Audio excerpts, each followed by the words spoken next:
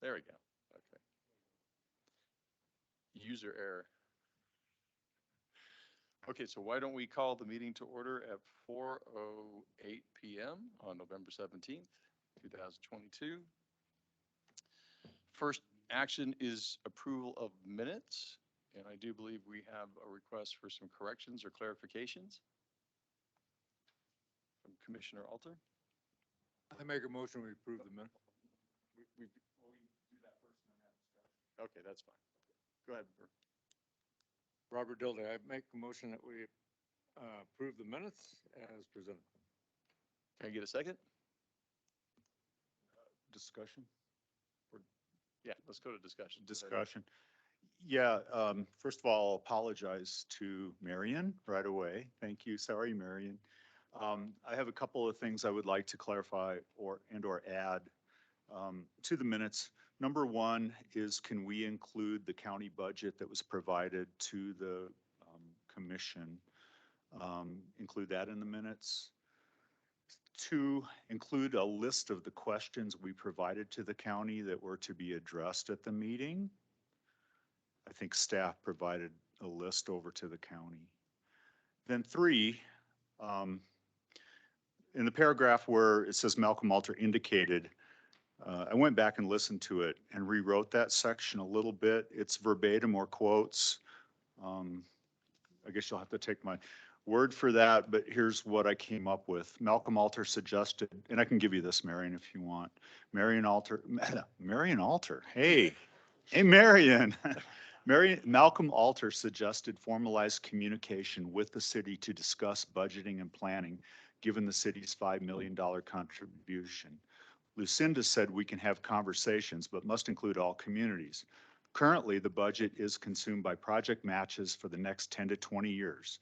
We cannot ignore forest restoration. There will never be any money for traditional flood control. And the last one's a quote, by the way. The fourth thing is, I think, optional, but I think it's important that we reference that County Manager Steve Peru was here and he did speak. As to whether or not we want to say what he said, maybe we don't. But I think it's important to say that County Manager Steve Peru spoke. And that's all. Sorry. Anybody have any further amendments or clarifications? Anybody have any concerns about Malcolm's clarifications? No? Okay. Then with the friendly amendments from Malcolm, can we move the motion to approve the minutes? I further make a motion to approve the minutes with Malcolm's comments and addition. Okay, can I get a second? Second. Okay, all right. All those in favor say aye. Aye. Aye. And it Aye. passes. Yep. Is that Joe? Joe, you out there? Yeah, this is Joe. Sorry, Okay, I went yeah. I'm not No, there. no, all good. Hope you're feeling good. Okay, Yep. good. Let's go to item 3 here, which is public participation. Public participation enables the public to address the commission about an item that is not on the agenda. If you wish to address the commission, please state your name and address for the record. The Arizona open meeting law prohibits the commission from discussing or taking action on any item which is not listed on the prepared agenda. The commission members may, however, respond to criticism made by those addressing the commission, ask staff to review a matter, or ask that a matter be placed on a future agenda. Public comment should be limited to 3 minutes reading time. So do we have any public participation? Going once. Going twice. Okay, thank you. Now we're going to move into section 4, new business. 4A is the Water Conservation Strategic Plan 2022 update from Emily Melhorn, and that was pushed back from last month. So thank you, Emily, for being flexible.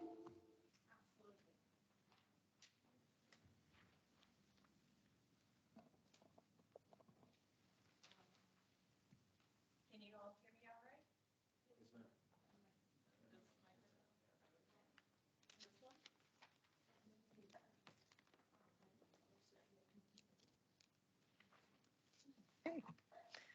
First time, folks. Okay, much better.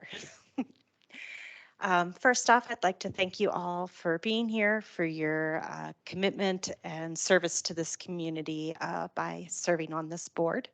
So thank you. Again, my name is Emily Melhorn. I am the Water Conservation Specialist for the City of Flagstaff. Currently, I'm also in the Interim Conservation Manager position while Tamara Lawless is on parental leave. So if you have any questions or clarifications for the rest of the year and into the beginning of next, please reach out to me. All right, thank you so much. All right, so getting into the strategic plan overview. We originally passed the strategic plan in December of 2020. This is a 20-year plan through 2040. We did extensive public outreach during this process. And we were really looking to, assess current and future conservation actions with the strategic plan. We did win a couple of awards for the strategic plan in 2020. We got a Water Sense Excellence Award. Water Sense is an EPA program, national. And we were also received the Alliance for Water Efficiency Leaderboard. We were the first in the state to actually do this, and we are looking to get that leaderboard again in the upcoming year. Okay, so the goals of our strategic plan, we really wanted to look into quantifying our water savings. So be able to provide hard data, and with that, be able to, select future water conserving activities. Where should we focus our efforts by quantifying this data? We wanted to, of course, ensure community benefit of our conservation programming, for all sectors, residential, multifamily, commercial, in all of its aspects, both, indoor and outdoor schools, et cetera. And we got direction from City Council that we really wanted to establish Flagstaff as a leader in water conservation. And, we have demonstrated our leadership. Our manager, Tamara, she was a keynote speaker in Washington this past year. And they really wanted to look to our program to learn how to, on the eastern side, the drier portion of Washington State, how could they utilize some of our programs as well. Even me as conservation specialist, I did a program to a national audience on our water code, on our enforcement strategies. So we are seen as a valuable resource regionally and even nationally. Okay, not sure if you've seen these two charts previously, but they have helped to guide us on how to implement the strategic plan. How has both our code changes and our robust conservation programs, how have they changed the trajectory of our projected demand in this community? So the graph on the left shows that we would have had to have found a new source of water by 2034. However, the graph on the right shows that by implementing all the aspects of the strategic plan, we can delay finding a new source until 2047. The graph on the left also shows that little green line there. That is projected population growth at 2.2%. And as well from the one on the right, that little tiny sliver of brown there also shows that in 2047, we're going to need a lot less water than we had originally projected. So with this, when you're thinking about long-term water planning, conservation really is the best investment that you can make. It is certainly much cheaper to provide the resources that promotes conservation rather than going out and finding another water source.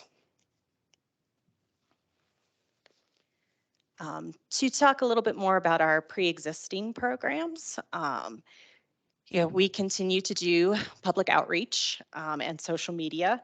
Our tabling and our programs are across a variety of interest and niche audiences. We try to find new people to talk to about conservation as much as possible, both indoor and outdoor water usage. And social media, we take a very targeted approach to that. Just recently, we did a social media post where we offered insulating covers for the colder weather that we've been experiencing to help prevent outdoor leaks. So we take that approach to our social media. Of course, there's Water Awareness Month. I think I met a lot of you for the first time during this past April when we were doing the Rio de Flag reclamation plant tour. So we have a lot of programs and tabling during that month. We, of course, also have the annual Mayor's Challenge as well during April. We have the fourth grade water festival in September. This past September, we had over 800 fourth grade students that we worked with in our partnership with Project WET. We also continue to do residential and commercial consultations and rebates. The consultations are very hands-on. We're actually there at the businesses, in people's homes. We're changing shower heads, we're changing aerators right there on the spot, and really get to talk to them on a one-on-one, hands-on basis about how to further reduce their water consumption. Um, some other things that we are looking at is meter replacements across the community. So a lot of the meters that we have been in the ground for 20 years or more. The newer ones are much more accurate. So we're seeing more functionality in those. We can see trends on site. You know, we're getting daily reads that are allowing us to find leaks faster. And it's also looking into the future, pairing that more with our enforcement strategy. So continuing with code enforcement, you know, we are in the summer months, we are driving around. We're checking to make sure that people aren't watering on Mondays, you know, that they're not watering in the middle of the day or on the wrong day for their address. We also rely a lot on citizen engagement for this process as well. You know, people let us know, particularly for indoor leaks, if there is a problem at a business, you know, if a community member lets us know, we come to talk to them about our wasting water ordinance. We do see the enforcement as an educational opportunity, you know, to also promote water efficiency and to, you know, let them know about our other programs, our other rebates that are available. And in the case of some of our, you know, existing program, we do an efficient fixture giveaways. It makes a lot more sense for us to provide shower heads and aerators to the public as a giveaway. You know, if an aerator that costs, say, 50 cents, and I can change it within 30 seconds, and it's going to save 66% of the water coming out of that faucet, it makes a lot more sense for us to just give it away and do it immediately than try to mess with like rebates or anything like that. So these are some of our, you know, pre-existing programs that we are continuing with. So for commercial and residential rebates, one of the things that came out of the strategic plan, the research for it, we did increase the efficiency of our toilets and we upped the requirements. Essentially, our consultant told us that, you know, the code is 1.28. You shouldn't be giving people a rebate to follow the code. You really should incentivize them to go a little bit lower. So that's why we're now at 1.1 gallons per flush or lower effective flush volume. And again, talking a little bit more about WaterSense, it is, you know, a requirement of the rebate program. You know, we are a partner with WaterSense. This is an EPA program. It does testing of things such as toilets, shower fixtures, et cetera. It does testing not just for water efficiency, but it also really wants to make sure that these things perform well. So we have that as a requirement so that people will be actually happy with the toilet that they have, the shower head that we're providing to them, the aerators, et cetera.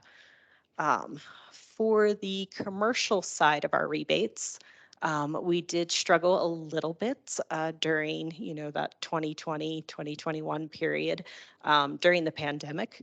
Of course, businesses had a lot of things going on during that time.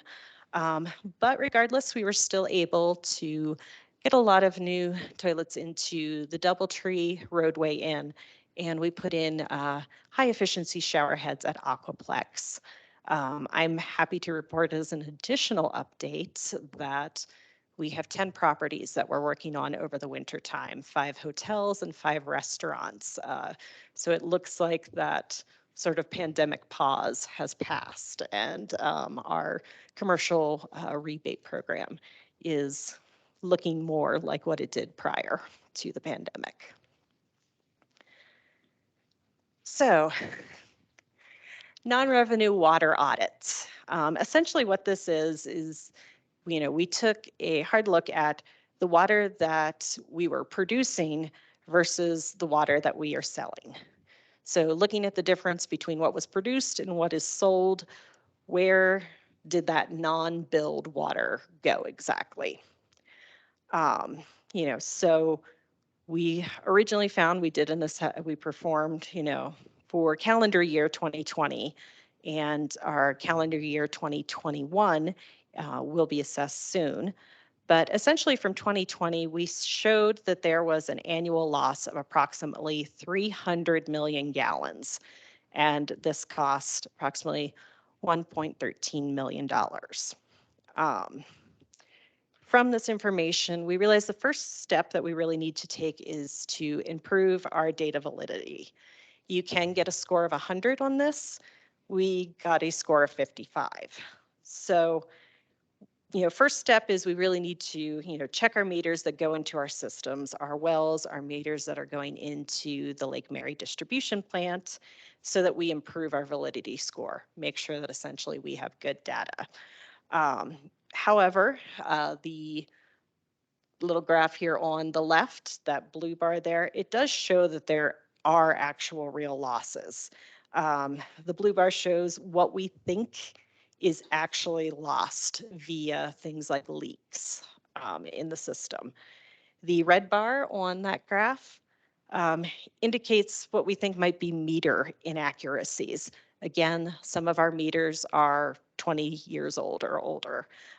So getting them updated for greater accuracy is another step in this process. Essentially, people are getting maybe a little bit more water than they're actually paying for, which is why for the graph on your right, that big red bar there, it shows it's why it's a larger part of our lost revenue. So, and we are continuing on with that into 2021. Okay, school retrofits, they were a new program that came out of the strategic plan. This past year, we started with Flagstaff Junior Academy, their Cedar campus. We replaced most of their toilets that were at 1.6 with a premium efficiency toilet. So we were saving 50% of the water just by making that change. We also replaced all their aerators. We replaced one leaking faucet ourselves in one classroom. And we've estimated that we are saving about 44,000 gallons from their consumption prior. Also with this program, we saw an opportunity for World Water Day in March. We did a program to all of the students, to discuss how they can save water, as well as talking about the program, the retrofit itself. So we've seen it as a way to really even further deeply engage with students for this program. In addition, we also did retrofits at both Mountain School and Haven Montessori. During that process, they did not have the tank style toilets that we saw at Flagstaff Junior Academy. They had the commercial flush-o-meter style toilets. And with that, we did find out for at least newer buildings, you can replace the diaphragm part in that commercial toilet to use less water. This part is about $40. So instead of replacing the whole toilet for $400, we could spend a lot less and reduce water. However, for older buildings, we are going to need to do the full toilet replacement. For Mountain School, we saved close to 13,000 gallons each year, and for Haven, looking more like 15,000. And as well, that was largely, we weren't able to go down to quite as high of efficiency toilet as the nature of the commercial toilet versus the tank style that you find in residential homes. Um, so yes, and going into the future, we've also been doing this past year, we've started with Ponderosa High School and even Flagstaff High School for assessments, and probably FALA by the end of the year. All right, the Rain Barrel Program update. And this is one of the first things that I tackled when I started in with this department in June of 2021. So in preparation for the strategic plan, our department knew that one 55-gallon barrel was not going to change a person's outdoor water consumption drastically. We sort of knew that. We also knew that our staff was probably spending too much time on this program. But during the whole process of getting public participation and feedback, it was very clear to us, we got very strong support from the community. The community absolutely loves this program. So we had two problems. Is it really making a difference? And are we spending too much time on it? And day two for me, that was basically, this is the problem. What do you got, Emily? So thinking about that as to how to improve both the efficiency of this program and to make it more effective, we utilized volunteers more to actually retrofit the barrels that we get from Joycone. So the makerspace, the Cocoa Co-op, has been instrumental in helping us actually make, retrofit the barrels. And we changed some of our processes to reduce the staff time drastically. But even more important, we changed the nature of the rainwater harvesting workshop itself, which is a requirement for people to get the free barrel. So if one barrel isn't going to drastically reduce and change somebody's usage, then we're going to emphasize how can we get them to reduce their outdoor water consumption, which is roughly about 35 gallons per person per day.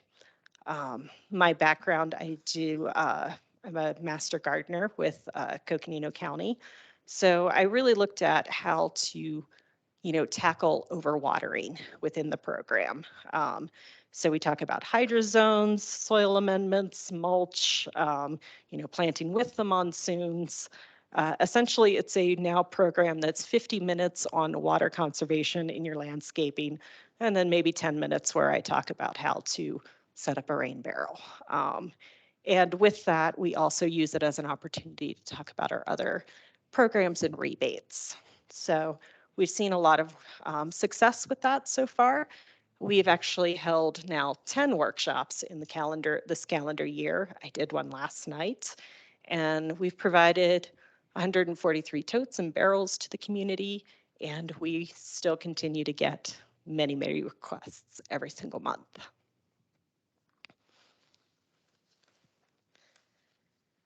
All right.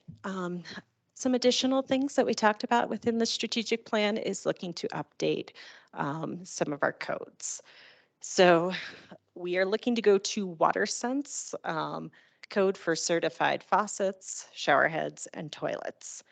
So essentially, as technologies and performance improves, we want our code to move along with those new WaterSense developments.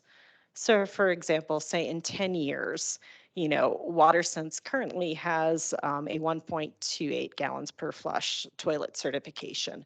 If they move that to 1.1, which is currently, the high premium efficiency toilet, if that becomes the standard, then our code is also going to adopt that 1.1 requirement.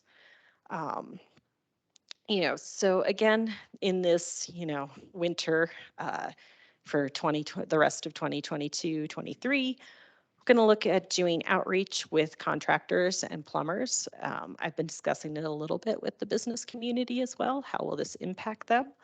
Um, but Flagstaff is actually not the first community to do this. In fact, we're not even the first in Arizona. Sierra Vista already has a water sense code. Also, New York City, Colorado, Georgia, California, and Texas has adopted similar codes. So addition into doing outreach with our community, probably also going to give Sierra Vista a call and see how it's working out for them. As well, we are looking to update the landscape code. And in this, one thing that we knew is that we need to really review and improve the current plant list that developers can use for when they are developing new properties. So we're looking for drought tolerant native plants. We also really want to make sure that we're not including any plants in there that are invasive to our climate. So we really want to take a good look at that list and update it as needed. I'm also currently working with Walmart on more of like the national level to get more low water plants in their stock to provide more options to our contractors here in Flagstaff. But additionally, we are also looking to, with new developments, how can we utilize passive rainwater? Um, that requires contouring of the landscape to slow the flows. So basically that the landscape is passively being watered through contouring of the landscape or the building itself so that it can decrease their overall outdoor potable water usage. We are also looking to do public participation with that. And I did want to mention here that Tucson has revised their landscape code for passive rainwater capture. And again, really going to reach out to them and, learn from what they've done, areas to improve before we proceed with this. In addition, for our strategic plan, we looked at the Innovation Fund.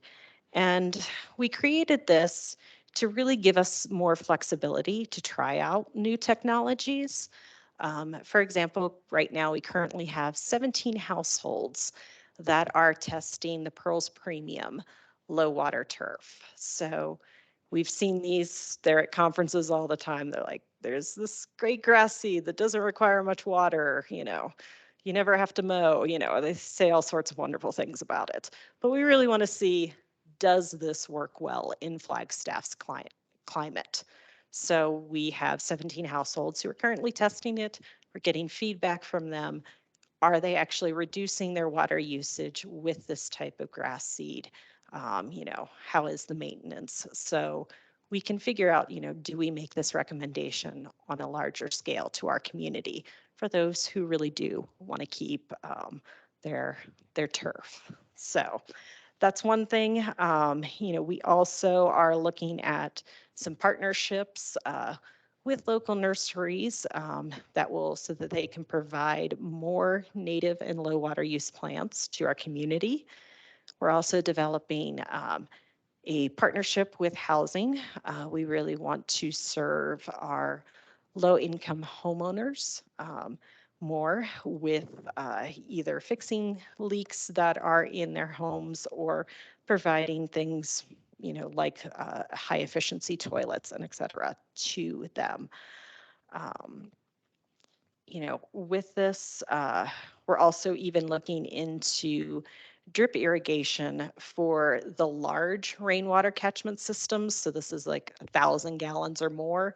Can we implement this more to have drip irrigation systems attached to their rainwater systems for things like community and school gardens?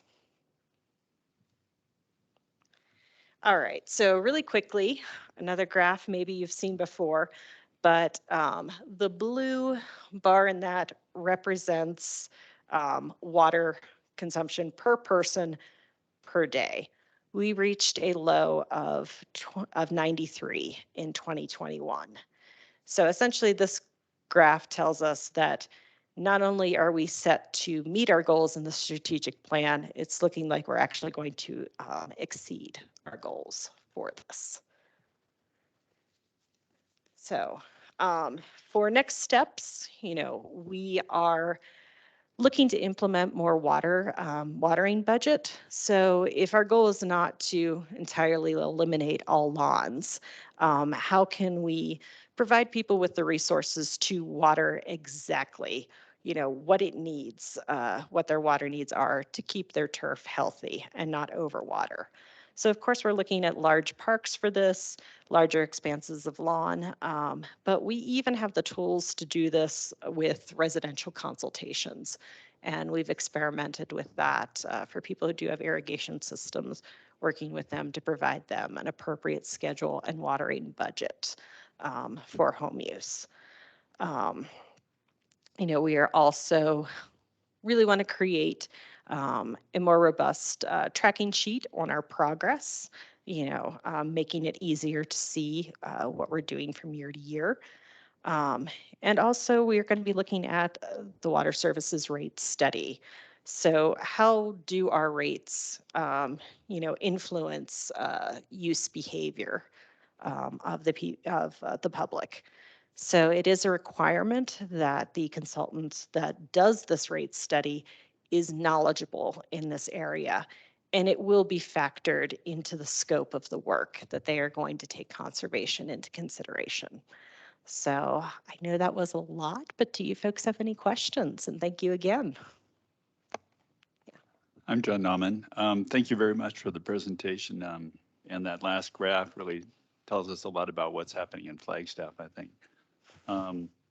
I've got like 3 questions. Mhm. First of all, is gray water considered in this area in terms of our landscape usage? I mean, I'm technically doing that now. I have a tub in my sink, and if it's really dry, I'll carry the water out and pour it on something that needs water, which is essentially gray water. But is there something more formal in the code that could be related to water conservation? There are some codes, and we sort of, as far as gray water, my understanding is that we are essentially following the same things that the county, Coconino County, has on that. As far as they do try to make it easier for gray water, but I do know that if you're going to get a bigger formal system, other than just taking what's out of your tub, which by the way, I do the same to water my landscape, but to have a really advanced system, they are, much more on the expensive side. So is it worth it to, provide incentives via rebates and whatnot? That is something that we have not implemented as of yet to really see what that difference would be.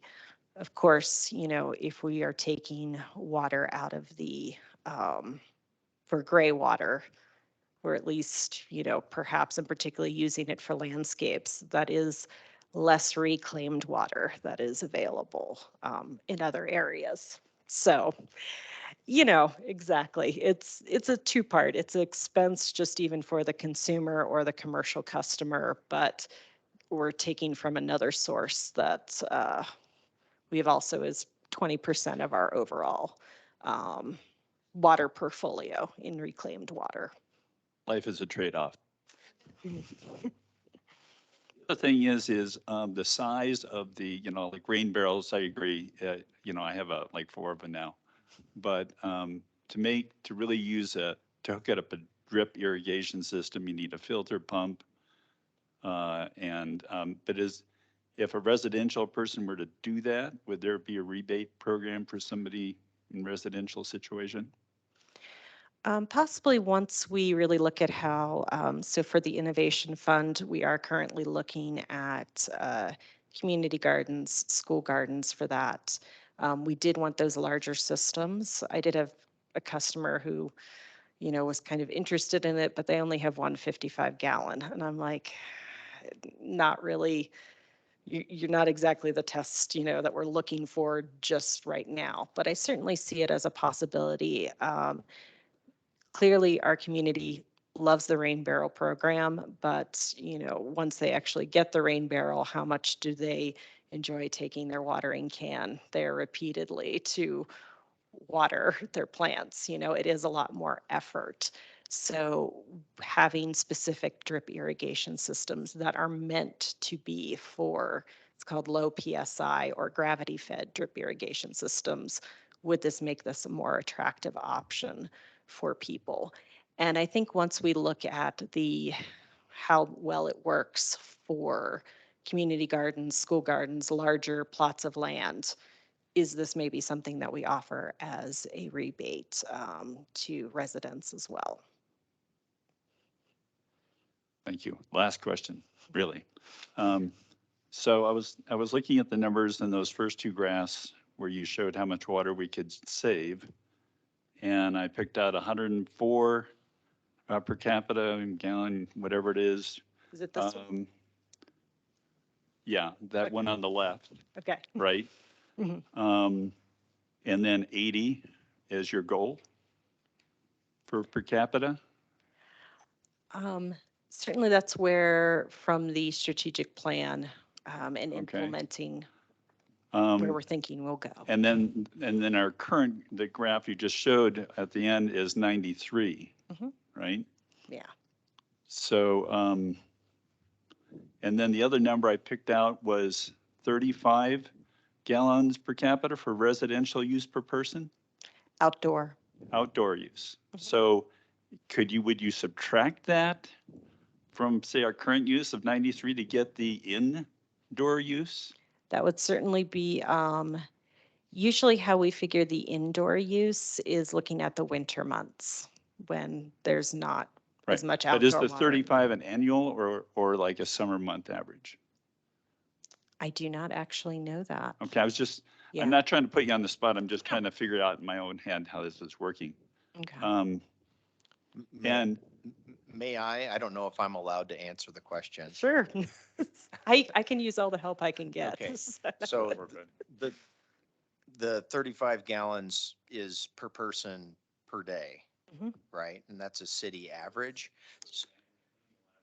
It's an annual average rate, but you're going to use a lot more than that per person per day in the summer and a lot less in the winter, right? In the summer. So the 35 gallons per person per day is coming out of the 100 whatever and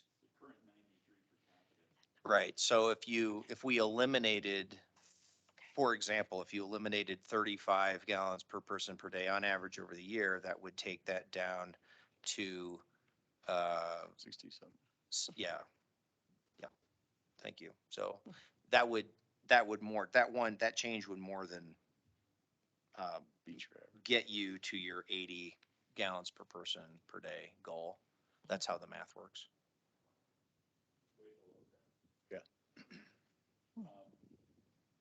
I guess I'm wondering, the other question I had related to this, have you looked at other cities and which cities have the lowest per capita use? In What might indoor they or be? outdoor? I've heard there are some cities where per capita use is as low as 66, and I don't know if that's true or not. I do not know if that's true off the top of my head. I do know that as a part of our strategic plan review is, of course, looking at, some of our peer cities, places that have similar challenges, similar climates, populations, et cetera, as Flagstaff, our peer cities, to sort of look at what is their water usage, what programs have they implemented, what successes and challenges that they've had. Yeah, please do. Sure. Just, Chairman Nauman, which was the 66 GPCD? I didn't hear that.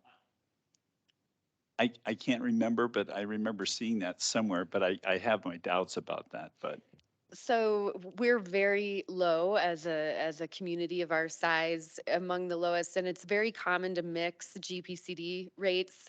So a 66 is similar to Tucson's residential, I believe.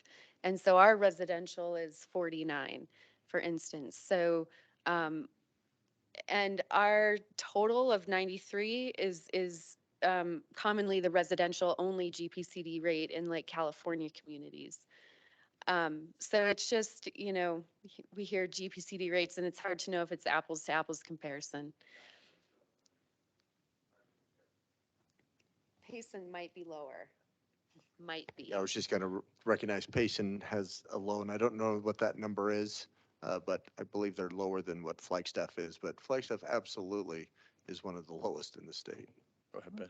I'm not being critical of Flagstaff. I'm just looking for what, the benchmarks are. Yeah.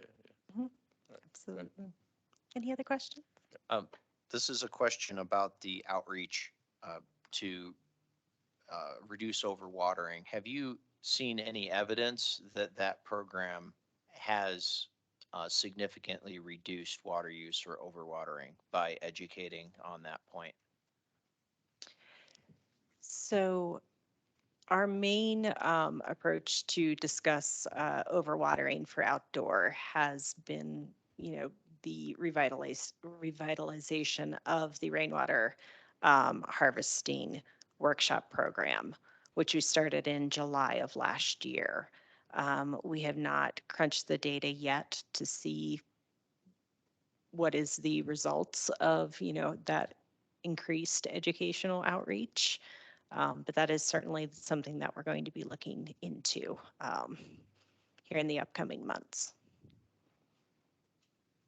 Good, Mark. Yeah, kind of on that note, I had a couple of questions, but one's related to that. In my little neighborhood, case study, young folks move in that are just having kids and they let their lawns die. However, the people that have been there a while, unnamed persons across the street, water like every day, even if it's pouring rain. And so one thing this commission had discussed in the past was when water rates came to us, we have a tiered system. So if you use a lot, you pay a lot. It's not working. So at least with some of my neighbors, it's not working at all. I know there's a rebate program. Honestly, I don't think these people care. I watch them out there with their little edgers and stuff, and they're mowing it all the time, and it's just so perfect, and it's like something that's important to their life. After they come back from their jobs, that's what they do, is they take care of their lawn. And I think the only way to get to these people is through the pocketbook. And so something we might think about in the future is next time we do rates, which we seemingly always do rates at the Water Commission, up those tiers at the high end. For those of us who don't use that much water, maybe we can even get a lower bill, and we can put the burden on these people that don't seem to know how to turn off their sprinklers, even if it's a 2-inch storm coming through. Okay, and then I had a couple other questions or comments. You didn't mention active rainwater harvesting. We have an ordinance for that, don't we? Still? Active rainwater harvesting? The ordinance? active Okay. rainwater harvesting. So one is thing the you might larger- consider on that is, my recollection is that you are required as a new development to actively harvest rainwater if you choose a plant that's not on the planning list. And I don't know if that's being enforced and if people are putting in tanks, but you might want to look into that, because when you talk about the rain barrels, we do have an ordinance that says you have to harvest actively, and I forget how we wrote it, but as far as gallons per whatever. But make sure you look at that, because you're going to revise the plant list, which is in the zoning code, is it not? Mhm. So you'll be working with the planning staff on that, right? Yeah. Okay, good luck. Sorry, I just had to say that for old time's sake. And the last thing I'll say is, I love planners, by the way. They're all my best friends. Yeah. Rain barrel rebate program, since Ed is getting rid of we have a rain barrel rebate program, but it comes under stormwater right now. You get 10% off your bill. Ed's shaking his head, yes. So here's an opportunity. Now, granted, I guess maybe I'll just throw out what I talked to Ed about as well, is I think it's 255 gallon drums or 250s, 100 gallons, I think, for the stormwater program. And you get 10% off your stormwater bill, which is, equates to like 50 cents or something. It's not much, right? But it's the thought.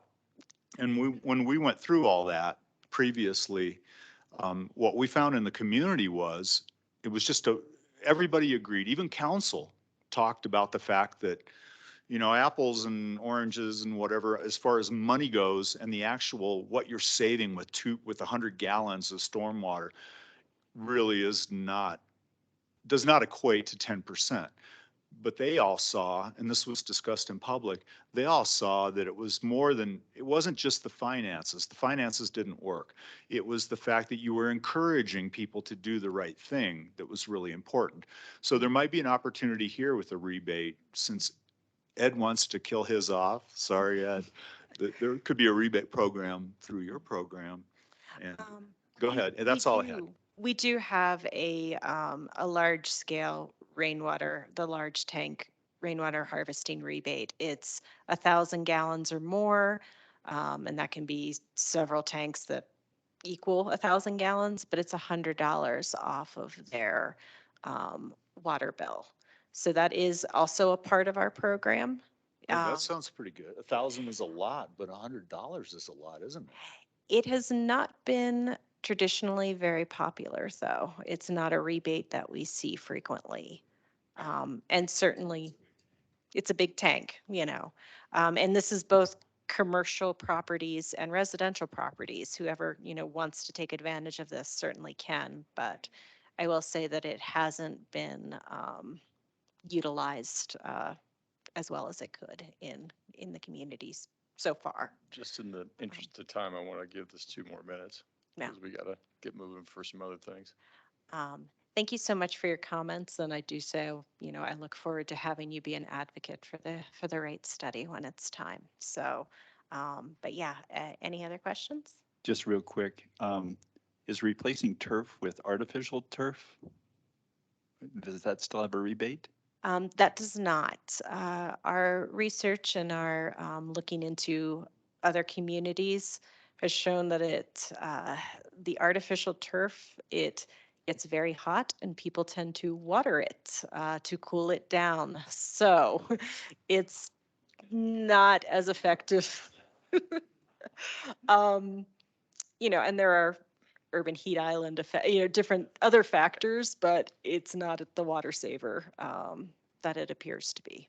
So Emily, thank you. Just two quick things. One, I don't know if there's a way for us to work with somebody, but when a house sells, there's a time that there should be a certification or audit that the toilets in there are at the most at 1.1, right? As part of the real estate transaction.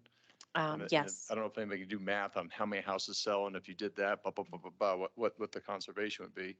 Mhm. And the second point I make is that I think, the city has an amazing program and a great team pushing this. And we just always need to be mindful that there's the conservation angle and there's still the water portfolio angle. So we've always got to play those two things to success, right? So save as much as we can and always have a smart supply that's cost effective for the city. So those two things always have to be in tandem in a holistic system, right? So, Okay. but thank you. It's great. Yeah, absolutely. Thank you. Okay. On item 4B, project issues. Well, I said that wrong. Project and issues tracking dashboard for the Water Commission. Mr. Hill. Yeah, so Chair Commission, I'll tee this up and then I'll turn it over to the chair. And I also have staff, Lisa and Aaron here to help in the conversation. So to give you a little bit of background, the chair approached me about how do we set up a tracking dashboard to more effectively communicate what's going on in our division. And then secondly, if you recollect last meeting, the city manager was here and recommended that staff come before you to educate you more. He was focused on stormwater, but it made me start to think a little more. So in a way to address both the chair's comments and the city manager's comments, we kind of proposing a twofold process. One is to bring the section heads from, I just counted, we have like basically 9 forward maybe once a month or something like that. A more topical, like stormwater will come during this, we can manage the timing in terms of which ones come before you, but I think that's a good education. And you'll be informed on what are the issues. Wastewater's another big one right now. As you know, with those were the 2 in the bond election, but I think it's good to bring those forward. And then in terms of how to communicate a dashboard, so staff tracks a lot of things right now. We may not be the best at how we do it easily in terms of conveying the information. So what we're looking from you all is, what do you want tracked? The chair had provided some ways of maybe, is it a 1-page, 2-page, one double-sided page or something simple? But we absolutely want to open it up for the dialogue with you. What is it you're looking for? And then we can come up with some ideas. The chair has already provided some thoughts, and I'll turn it over to you if you want to explain some of that, on ways to communicate.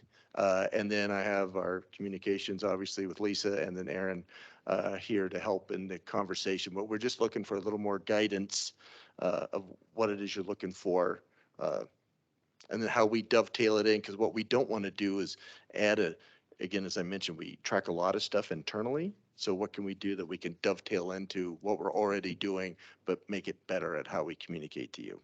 So that's what I have, and I'll turn it over to you, Chair, if you'd like to share anything. Thank you. The discussion I have with Brad was just sort of on 2 fronts. One is, for these meetings, we don't need to task department heads to come in and give us a briefing on things that are going okay. I mean, if they're going good, that's good. I think we really want to spend our time on exceptions as opposed to the norm. What I'm used to in private life is, you've got a list of all the things that we've approved and those processes that are important for this year or next year, and just simple red, yellow, green. Is it on track? Do we have a problem? And the places we have problems, that's where we focus our time, right? So we can look at this and everybody can be comfortable as a group. We understand where initiatives are going, where the digesters, all these kinds of things that we've talked about over the past few months, and can quickly see that. And, if we've got a interesting question, we could take that offline and ask the department head, but otherwise we don't need to spend commission meeting time and drag people into this.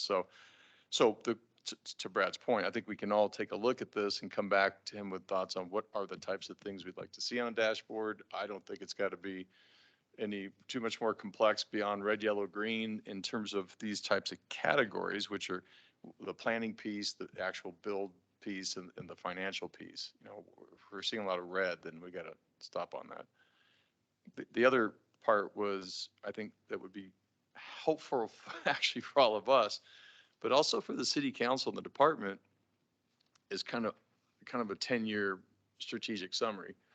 And I look at it and say, we have 4 product lines. We've got fresh water, there's water. We've got reclaimed water. We've got wastewater and stormwater. So those are our products for the city.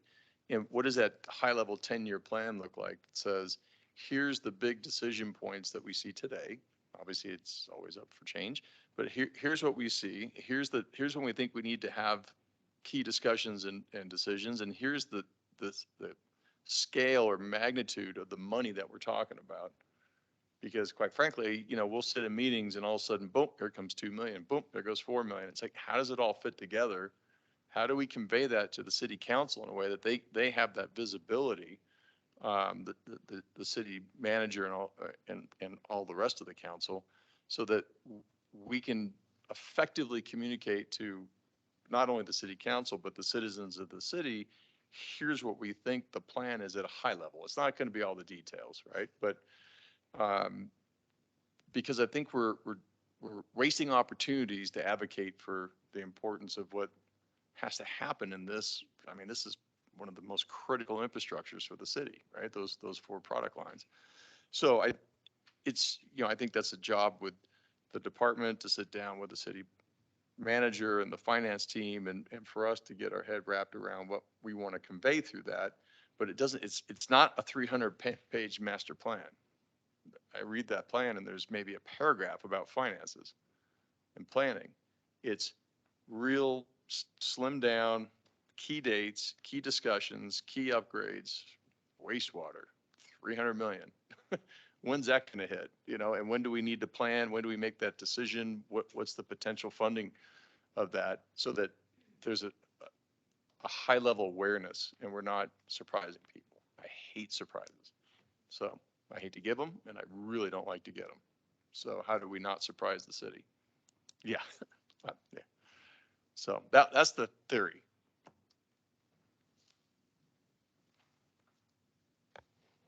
Mr. Chair, if I could just jump in. So my Yes, thinking as yes, you sir. guys deliberate on this is kind of how staff thinks of the world. Is there's policy issues that you might be want to kept abreast of? Is there specific projects, whether it's capital projects or something specific? Rate study obviously is a project that obviously we were, you know, Malcolm's already alluded to that comes here. Or is it programs that you want to be updated, whether it's, you know, where are we at with the water resource portfolio, where are we at with, you know, considering, you know, future options, though, or even what the chair just mentioned with his 10-year strategic outlook. So those are the kind of the ways we think of things, kind of policies, programs, projects, as you kind of contemplate direction. The grid is more within the year in sort of live action, right? So these are the things that are happening now and we would focus on that and get the updates every month and off we go. I mean, the summary is typically something you do once a year and upgrade that as you are looking at your budgets for the next 10 years, right? And you wouldn't revisit that throughout the year. That's a one-timer. You set that and then we go, right? Unless there's some major thing, but that one's more just for future education and context, actually. You know, how do all these things fit together? Because there's a lot of moving pieces. So, yes, Malcolm.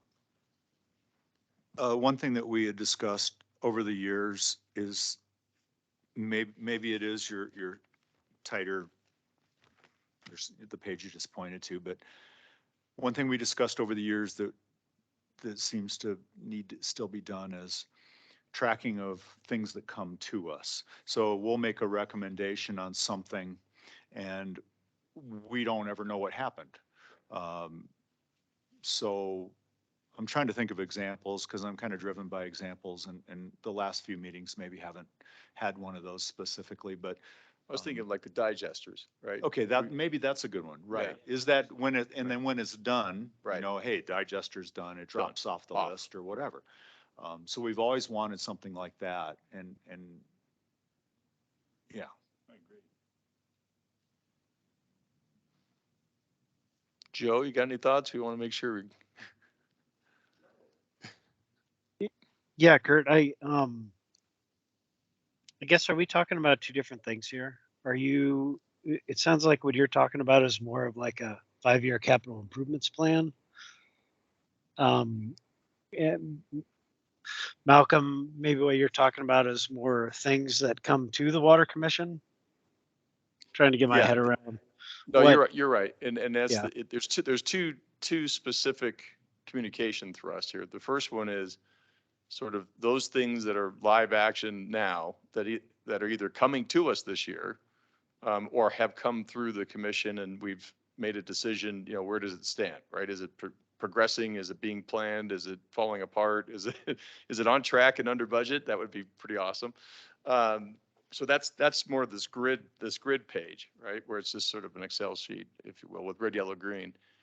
And then there's the other document, which is how do the big pieces fit together for our 4 product lines and what does it look like over the next 10 years so that, you know, when Vice Mayor Sweet has to talk to fellow city council members, you know, there's a relatively tight document that we can point to and say, you know, remember, we've got this coming and here's why. We can always move those things around, but this is the baseline and people need to be aware of that. So it's 2 separate initiatives, absolutely.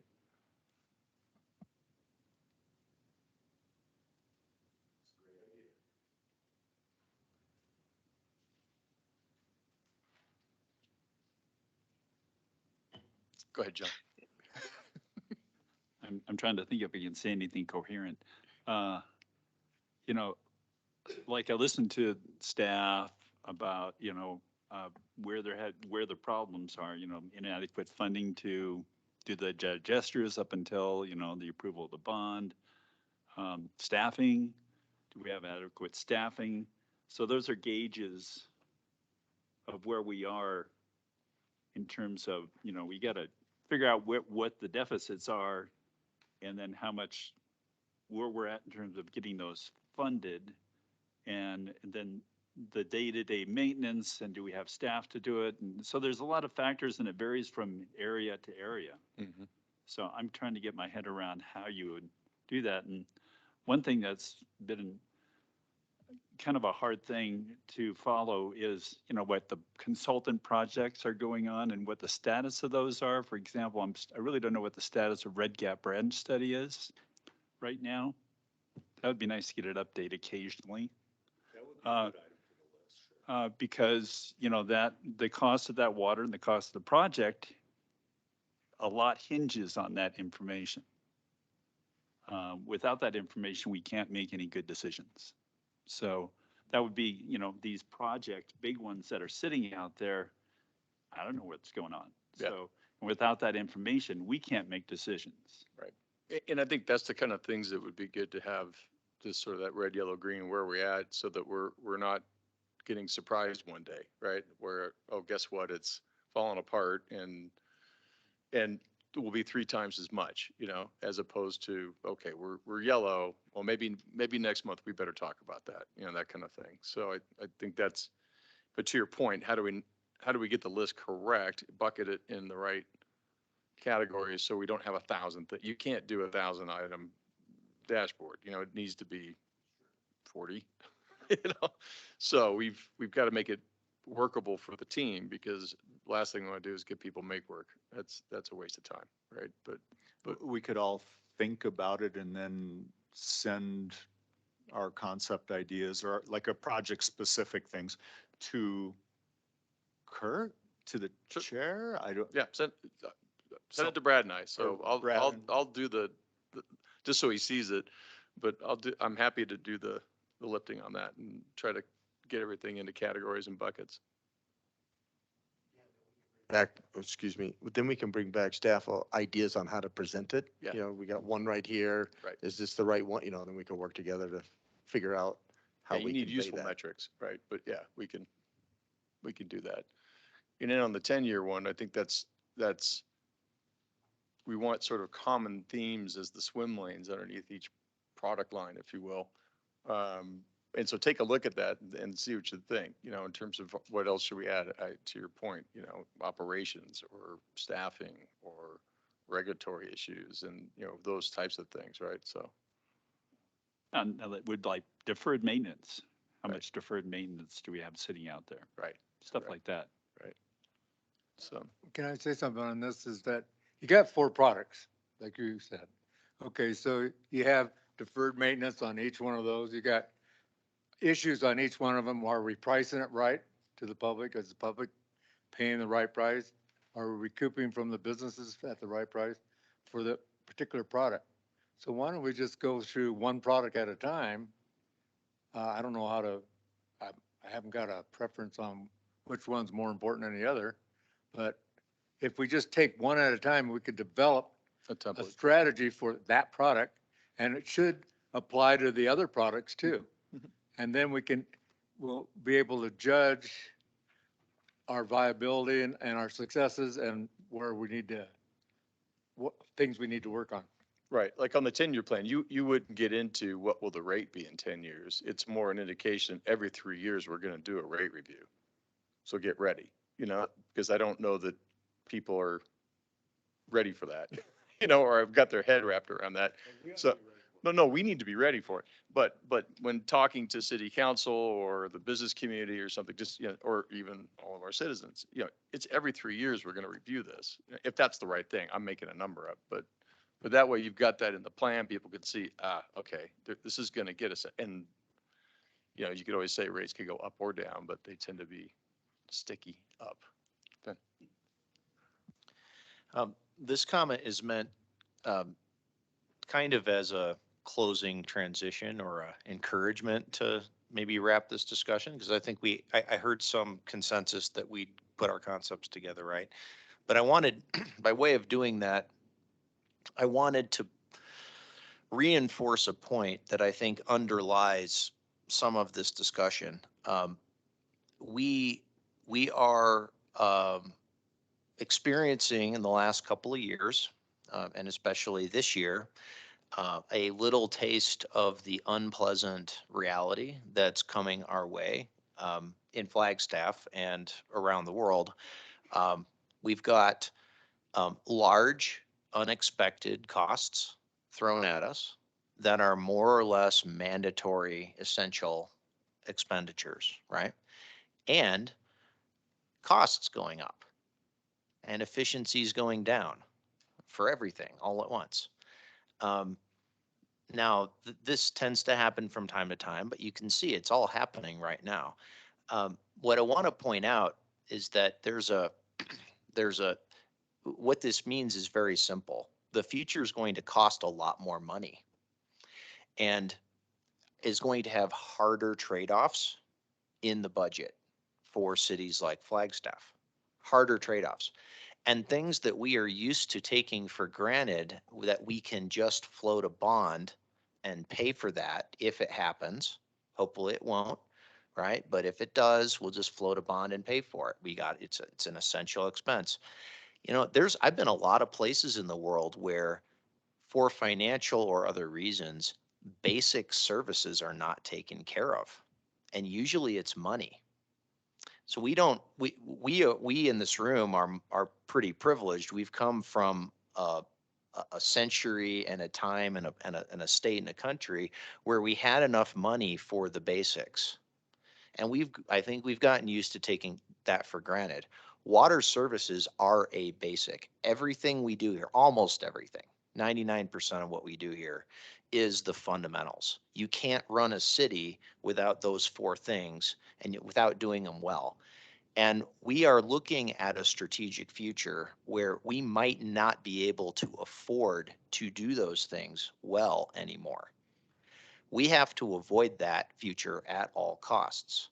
And part of what that means is getting really strategically savvy about money and about the fact that we may have to do two things. One is we may have to make hard choices where we aren't able to do both things that are both really important to us.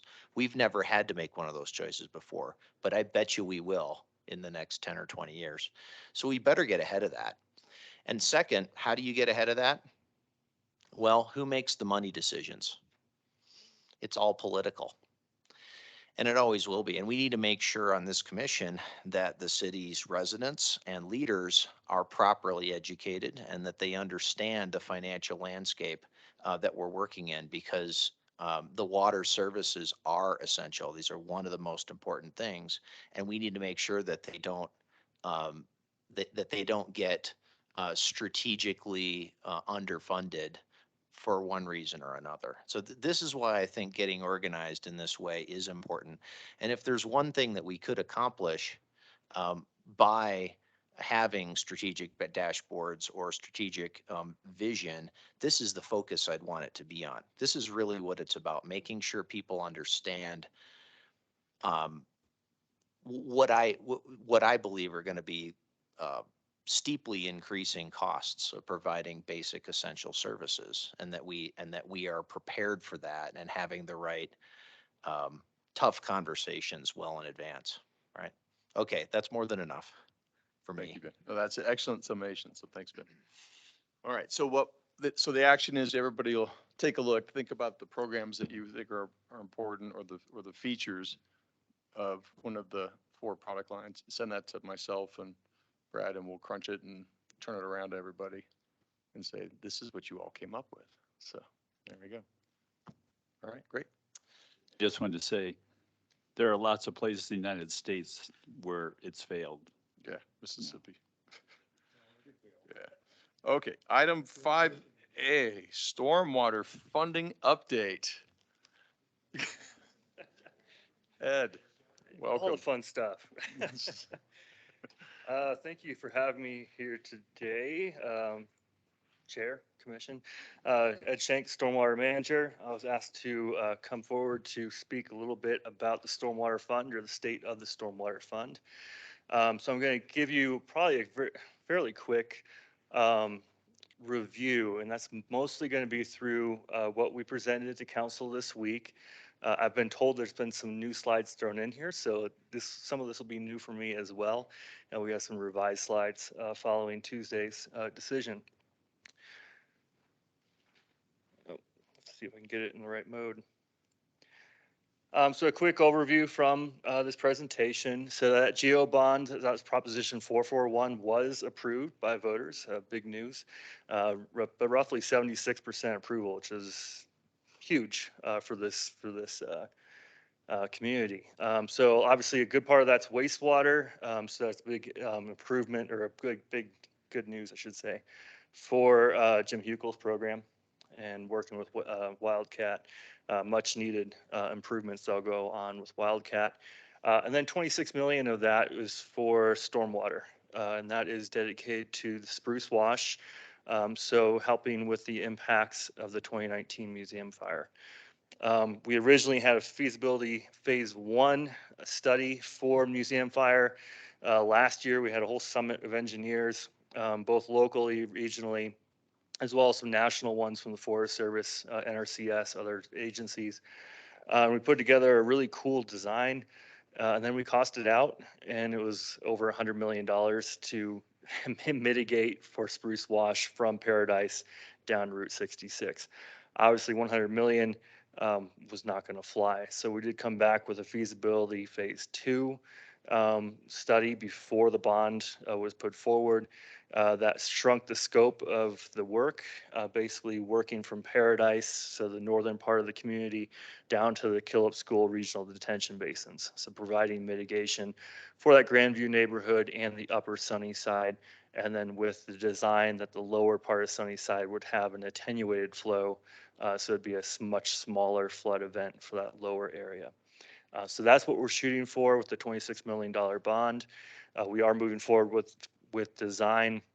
We are now meeting weekly between several different city divisions from procurement, finance, public works, water services, obviously, several others I can't think of right now. And then our current designer, which is Peak Engineering. I say current because likely if we take this to a CMAR, which is probable, CMAR would wrap that into their design services as well. That's still under discussion. So a lot going on there. Really great news, fast moving. We're really trying to move as quick as possible with improvements. That's why we are having those discussions with procurement and finance, how to move this faster for the design. Obviously, it's in a very developed, very tight neighborhood, so there's a lot to work with in terms of property acquisitions, utility relocates, et cetera. So a lot of work that's going to be needed up front, but we are dedicated to getting that done as fast as possible. So that's the first bullet point. Try to be a little faster here. I'll give a really quick overview of stormwater program. You've already seen some of these slides, so I'll move through that quickly. The stormwater rate assessment, so why we need a new rate. Stormwater rate options. So you're going to see something a little different here today. These are 3 scenarios.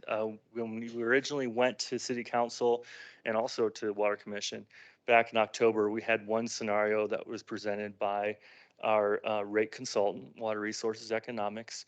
After those meetings, especially after October 25th, there was some concern that it was a pretty hefty rate hike with that first year rate. So we were asked to bring forward options. So there were 3 options that we presented this week. And then some discussion of the community outreach that has occurred and will be continuing. I think I already spoke to this. This is that Proposition 441. And I'll keep this very brief. Really just kind of, and you've seen this slide before, just showcasing that the stormwater program here in Flagstaff is fairly complex. So we go beyond the typical water quality component that many communities have for a stormwater program. So we are not only an MS4 program, a NIPD's EPA regulated program, but we also do our own FEMA regulatory work. We are separate from the county in that perspective. as well as we have our own maintenance program within stormwater that's separate from the rest of the maintenance programs of both water services operations as well as public works. And then obviously we have quite a bit of a level of service expected due to the post fires. So post fire flooding. So both museum fire and then also the pipeline fire. Our stormwater rates are based on the ERU system. Here in Flagstaff, the ERU is set at 1,500 square feet of impervious surface area. Residential properties have a maximum of 5 ERUs. They're capped at that with an average of about 3, with a median of 2. And commercial properties do not have a maximum ERU cap. To give you a summary of our current status, this is actually news to you, Vice Mayor. Sorry, we had it in our other slides and somehow it got mixed up on Tuesday. So this is a new one. Rick Tatter was sitting back there, like, I made this up the last second. Why isn't it here? Anyway, at the top is our ERU summary. So we have roughly 49,000 ERUs captured by commercial, and commercial would be your businesses as well as government. So NEU is included in there, as is the city. We pay our own rate. Residential is a little over 50,000, so roughly a 51-49%, 49 split between commercial and residential, and we're just short of 100,000 ERUs for a population. You can see the averages on the right as well as the medians. The averages are the averages are higher than the medians because you have some properties that are obviously much larger that drive the average up higher than the median. Also, stormwater credits, as Malcolm was talking about earlier, we did not get rid of the rainwater harvesting credit. We did adjust it. So it went from 2 55-gallon barrels to one threshold of 300 gallons on a residential property. So that would be one of those totes, which is usually 275 gallons, plus one additional unit of whatever can get you over that. So that is a 10% credit. And council did adopt a new resolution on Tuesday, updating that stormwater credit manual. So that's great. It does actually include some new credit options, including active flood proofing. So wet or dry flood proofing of a property, you can now get a credit on that as well. As these two tables show here, it shows the number of accounts for both commercial and residential that currently get a credit and which level of credit they receive. All of these that are listed here will be grandfathered in. We're not changing anybody who already gets a credit. Our current rate is at $3.74 per ERU. That provides us roughly $600,000 a year for capital funding, as well as a little over $1 million for operation and maintenance. This is another newer slide. This shows our capital program, the history of it. Love to hear Malcolm say, wait, we didn't pay for that, but I think I have it mostly right here. It shows how much we had for capital over the years. And this slide's here because we did have some comments and some of them got into the AZ Daily Sun that the stormwater program has never delivered a capital project. You'll see some of those projects to the left, and then you'll also see what that was funded as. So in 2005, that's when the stormwater program first had capital under their hat. 2003, they're mostly development review related. In 2005, we were initiated at slightly less than 200,000 a year for capital programs. That's increased through time, as you can see. And most recently, it's been kind of wavering between 600,000 and 800,000 a year. And as I mentioned, you can see the projects on the left. The ones in asterisks, those are ones that were partially funded by stormwater. So they were funded by other projects, other divisions as well. So I don't want to overstate what we have done, but we have worked forward with capital projects. So obviously in this try to move quickly, the purpose of that rate adjustment or the need for a rate adjustment is the increase in level of service that's expected, mostly due to the post-fire flood events, the operation and maintenance that goes with that, the capital that's expected for that, as well as the fact that we are falling further and further behind on our deferred capital list. And the fact that inflationary costs, especially in the construction industry, has been unreal. It really has increased drastically for everybody, not just stormwater, but we're trying to capture some of that reality. To provide some idea of our O and M, I'm going to focus more on the maintenance side because that's really where our costs are increasing the fastest.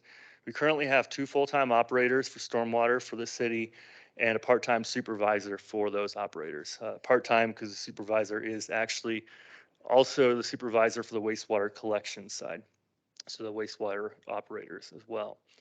We have roughly 24 miles of FEMA recognized channel, over 100 miles of ditches, over 60 miles of storm pipe, and 15 city-owned low impact development facilities. That was current of this year. Additional needs that we see is the pre-season flood mitigations. That's the sandbags, the barrier, the assessments that we've done through different neighborhoods, starting usually in March and going all the way into monsoon season, both last year and this year, and 2020 as well. Our flood response is also an additional need. So when we go out there and clean the roads from the mud, the debris, cleaning out the areas, reopening the roads, some of that cost is, well, all the cost goes to stormwater. Some of that's done by stormwater. The majority of that work is actually work orders to our Public Works Division, as well as the rest of our Water Services Operations Group, and also to Parks and Rec. So we are paying for them to go out there and do that work, and that also has a deferred maintenance component to those sections and divisions, because obviously they cannot do their regular jobs while they're helping us out. That cost has been over $1 million both last year and this year. So that is a cost that we need to absorb within stormwater.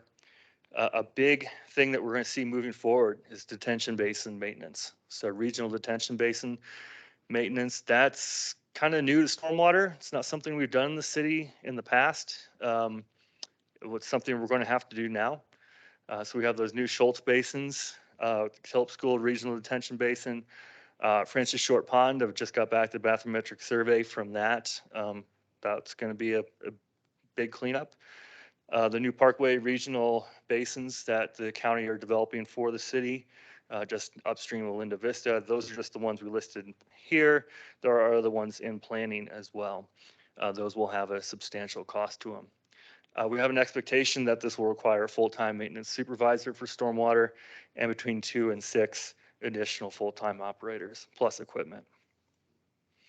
To give you some idea of those detention basins and the maintenance required, this is not one of ours. This is part of the County Flood Control District. This is the Copeland Detention Basin on the east side near Doney Park. So this picture shows it in 2015, shortly after construction, based on the Schultz 2010 fire. And this is a picture from it this year in August. What you're seeing there in the background is all that detention basin. You can't really see it because it's buried.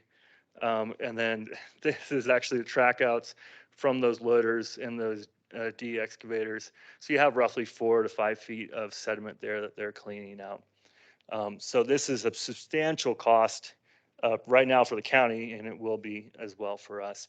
If you look at the news, the county flood control district just got, what was it, $10.6 million in debt servicing from the county, from within the county. So the flood control district did separate themselves from the county so they could borrow from within the county. Substantial costs with this type of work. Giving you some ideas of projected expenditures. This is the O&M budget. The top line, the top row is our existing O&M budget. The second line is what we forecast to be our additional O&M costs. Obviously, we're not talking about the GEO bond here since that's related to capital. And also, we do not expect any grants to cover operating and maintenance costs. Grants tend to be for projects, not for ongoing operation and maintenance. So we do recommend that the operating costs be covered by rates, as that's the most appropriate way of funding ongoing maintenance. So we do forecast that we'll need an additional 2.2 million needed in 2024. The large majority of that is for the detention basin maintenance.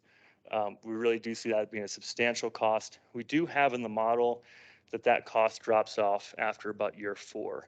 And the reason for that is as the watersheds start to recover, as you start having on-forest projects, you will start reducing the need for the basin maintenance.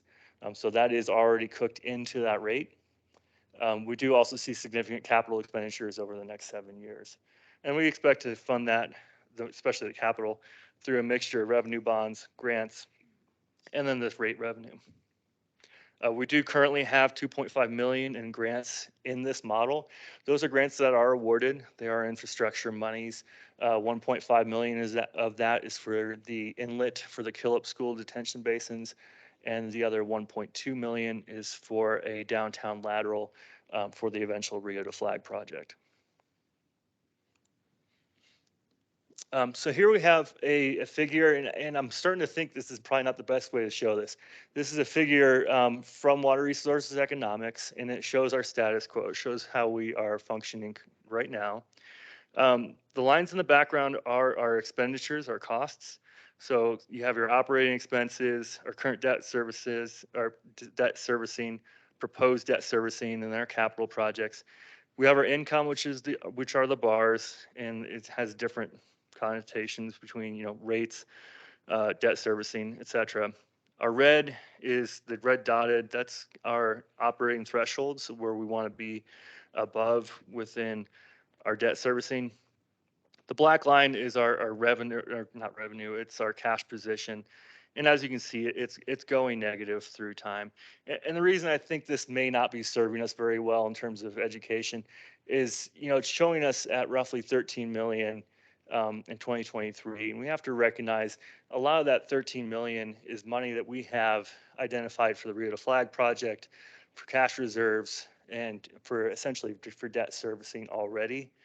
So showing this at 13 million and with a downward trend towards a negative in 2025 doesn't really tell the story that currently with operation and maintenance, we are already running in the red. I pulled our enterprise report, what Gary Miller did yesterday, and we're well over $1 million in the red this year.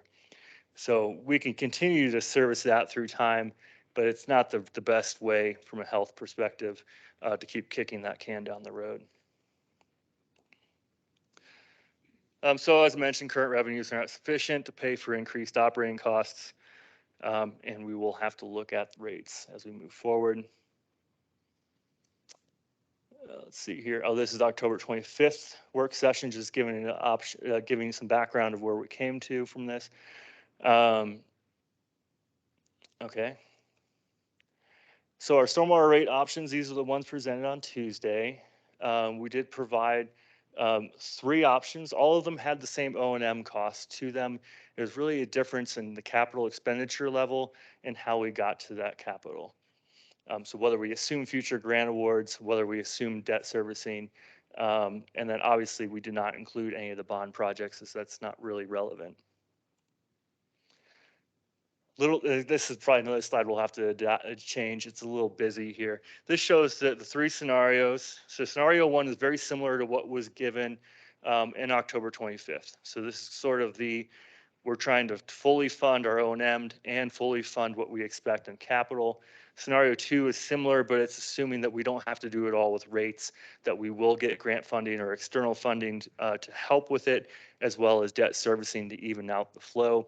And then scenario 3 is really let's focus on O&M and let's only do the bare, I shouldn't say bare minimum, that's really wrong. Let's only do the most dire capital projects and push everything else out either through external funding 100% or for a new rate study in the future.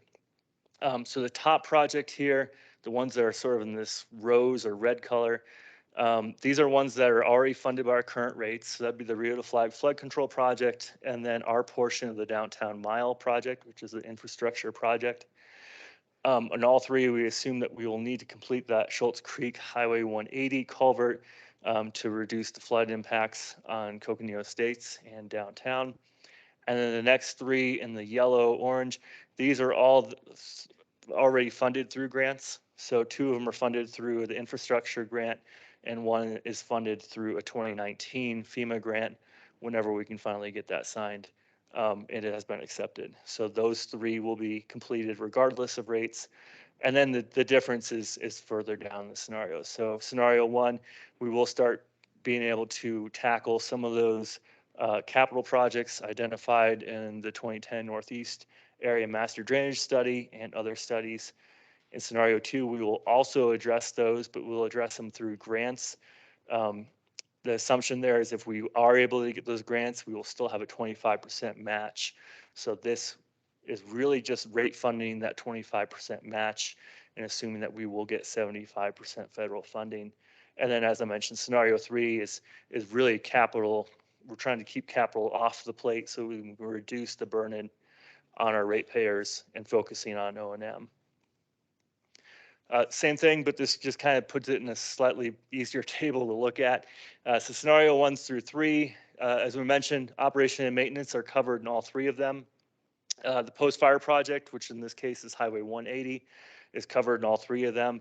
Is 100% funded by rates in scenario 1. In scenario 2 and 3, it's a debt servicing, so we will pay for it, but over time. The higher priority CIP is covered again by rates in scenario 1. Scenario 2 is mostly covered by rates and partial grant funding. And then what we call community CIP, which is those projects that have been sitting in NEMADs for 12 years. They're either funded in scenario 1 eventually, or scenario 2, we assume that we'll get a grant. Scenario 3, again, we do not address it. The rate schedule. So scenario 1 has a change in 50% increase in the rate that first year, 25% the next year, 10% in third year, and then it goes into inflation. Scenario 3, or scenario 2 evens it out. So it's 17% up front, but then 17% for each year. And then scenario 3, which essentially has very little capital in it, again, mostly focused on operation and maintenance, we still need to have a 17% for 4 years, just due to the amount of debt that we have in there. I'm not going to go through this one very well. It just has all the numbers to it from the capital side. But I mean, really, I think the important thing here to look at, and again, this is showing it out 7 years. Whether we actually adopt this for 7 years is questionable. We usually try to look at rates every 5 years. So this is kind of looking out a little further than we probably would go. You can see the most important, I think, for these 3 is to show the percent increase and then what that rate actually is. So you can see it for scenario 1, 2, and 3. You can see obviously scenario 1 is the most expensive in year 1. It's at $5.61 compared to $4.38 for the other 2. But what gets more interesting is when you get all the way out to year 7. Scenario 1, it's at $8.85. So it is a substantial increase, but it's lower than if we just did a constant slow uptick, which would be $11.22. And it's roughly $1.10 more expensive than the program that does not include hardly any CIP. So really, I think the takeaway here is O&M's driving this. It's going to cost us a fair amount, and it already is. I mean, we've been partying for 2 years, and now the hangover's coming, if you will. It wasn't much of a party for me. I love working 14-hour days, but trying to find something that's at least semi-funny about this. I will say, even with this scenario 1, this is better than what we presented in October 25th. We were able to reduce the costs. We were able to find areas that we had some redundancies or that where the cost was a little too high from the engineer's opinion of probable cost. The original scenario that we presented was a 75% increase in year 1. And by year 7, was about a $10.80 ERU. So we were able to reduce this. I'm not trying to pat ourselves on the back. I'm just trying to say that we are out there really taking a very hard look at those costs. We're not making these things up. And we're trying to cut them as best as we can. So this is a lot lower than what we presented in October. And again, we'll probably be trying to reduce all 3, well, whatever options we come with next. We're going to continue to try to find the most aggressive value engineering we can for both capital and the O&M. I'm going to move through these quickly. I feel like they're really great figures provided by our consultant, but they're also rather data rich and trying to get us out here at a decent time. What we're trying to do is keep this black line close to the red line. The red line's our operating threshold, so that's where we're trying to be with our 25% debt servicing or better than that in terms of funding.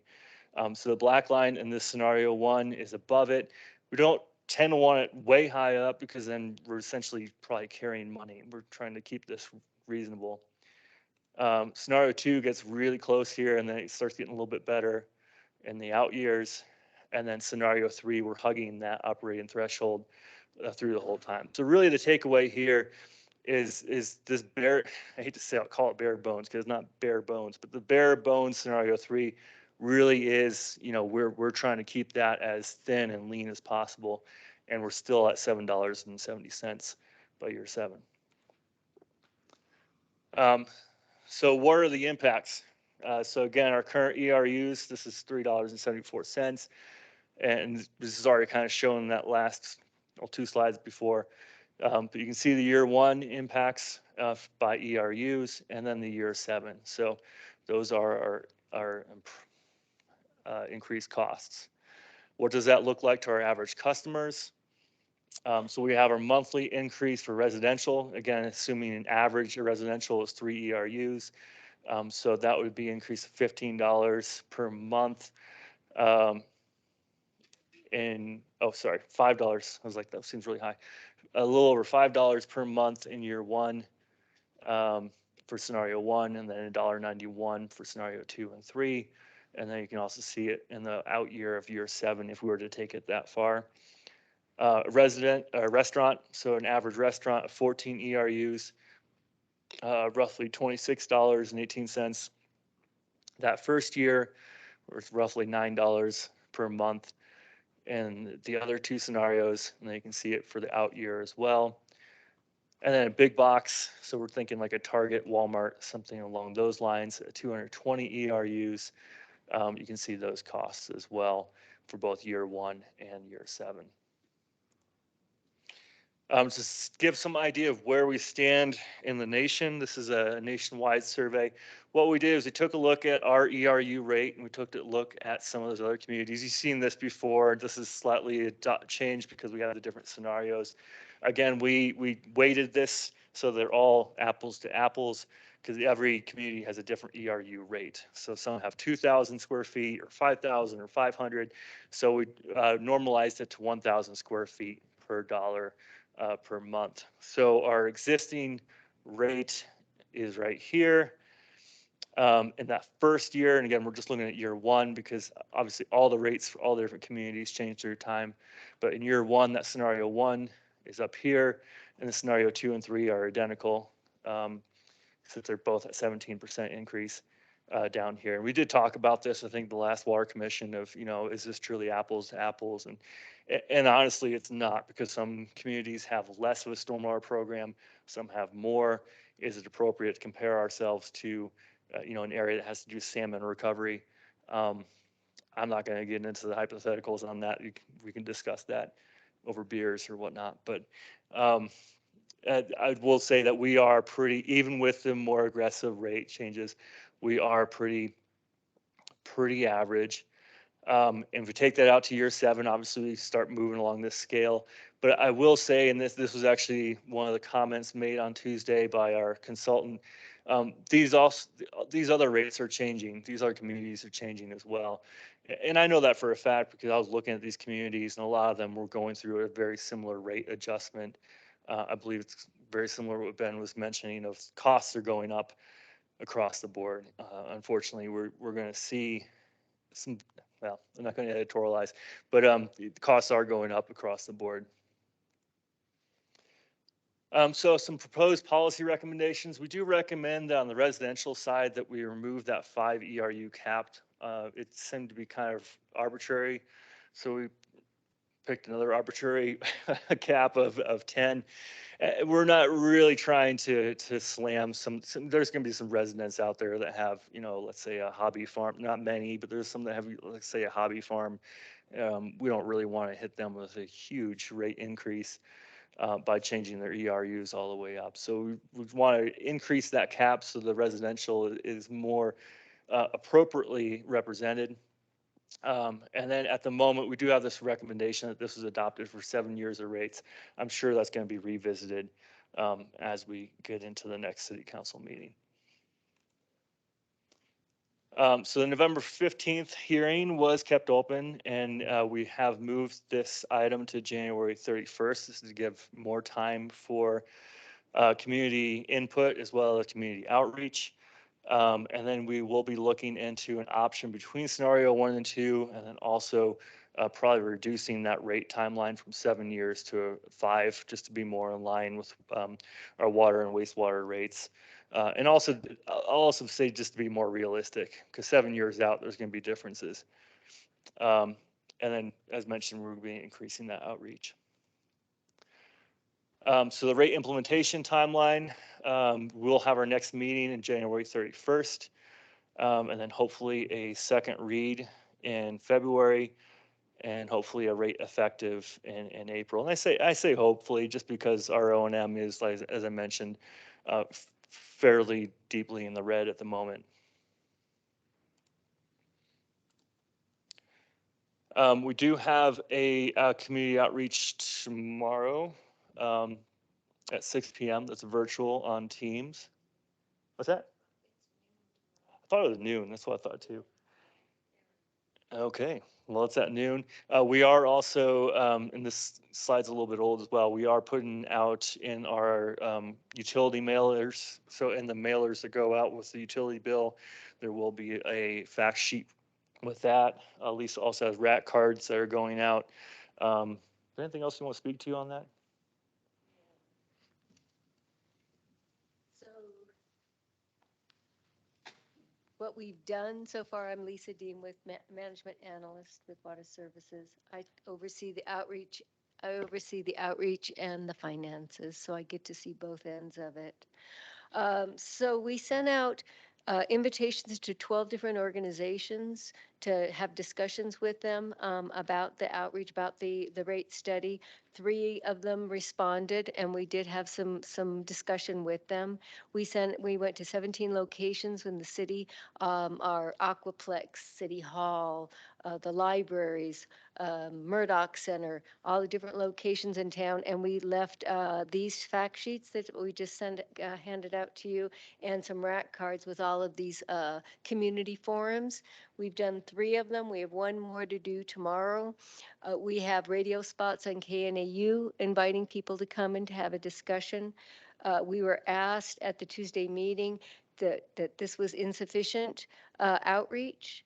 Of course, we've had emails, we've had a website, we've been pushing press releases, Facebook, and the city. We've been partnering with the main city page, and they've been also promoting our messaging as for each of these community forums. So what we're going to do in addition, we'll probably schedule some additional community forums in January. We're going to work with customer service to do an email to all businesses, everyone with a business license in the city, to notify them of the rates and direct them to our website, because our website, things are changing. We've changed our iterations 3 times. We're probably going to have something new to put forward. So the website's going to be the best resource to use to find out exactly where we are at in the process. And we will outline that in the process. So this will be a place for businesses, and we'll also reach out to nonprofits to discuss, to let them discuss and see what we're doing with rates, how we're studying it, what our presentations are, recorded presentations, all of the information we have, we want to share, because what really our outreach is about is education. We can have a discussion about, do you want your bill to go higher or do you want to get flooded? But we all know the answers to those, right? We do have an insert we're coming through in the bill, in the monthly bill, that'll go from the end of December to the end of January. And we're also making available an email address, flagwater@flagstaffaz.gov, a dedicated location that people can provide comments, because we were asked to provide more feedback and more response on what kind of feedback and what the public is saying, and to listen. We have changed our plan. We have listened from October 25th from November 15th, and we're still looking at it now. So we are listening to the public. We are listening to the business community. We want to hear what they have to say, and we want to work with them to find something that's going to give both the level of service that the community wants and needs, and will at a price that our pocketbooks with all of the other economic challenges can afford. So that's it. Oh, I didn't realize she had a whole slide for this. So yeah, Lisa already has it in the slide as well. So we do have that dedicated email address as well for public comment and input. All right, so sorry that was a whirlwind. Um, Go ahead, Ben.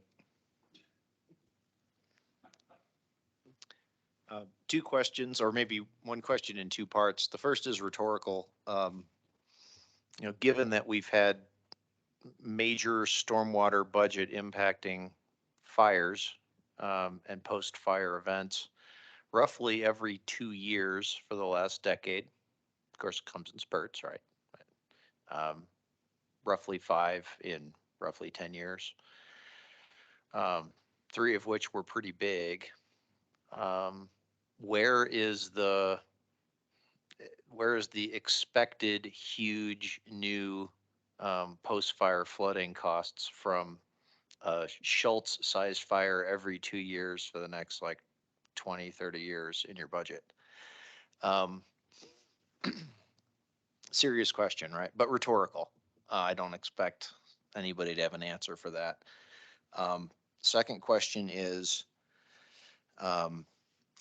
has anyone considered, given that a lot of our expanding and emerging costs for stormwater are not due to the old school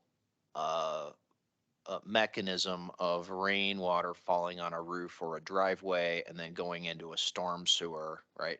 That's not what's causing a lot of these new costs. But that's what the ERU system is based on. It's based on impervious area.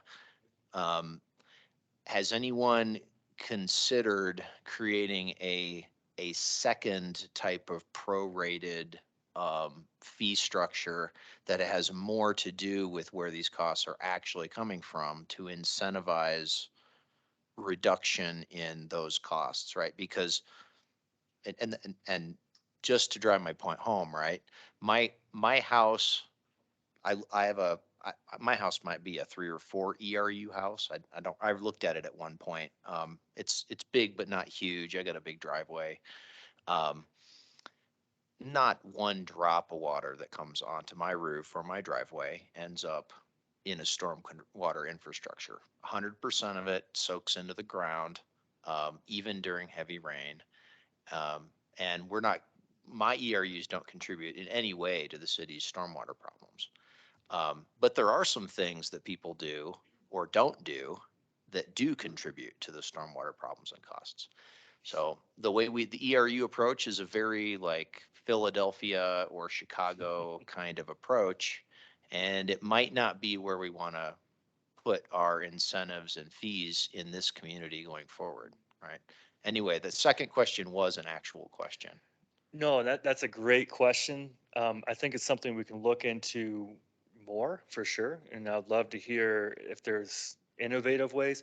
I know it has been looked at, from like more of a property tax type level.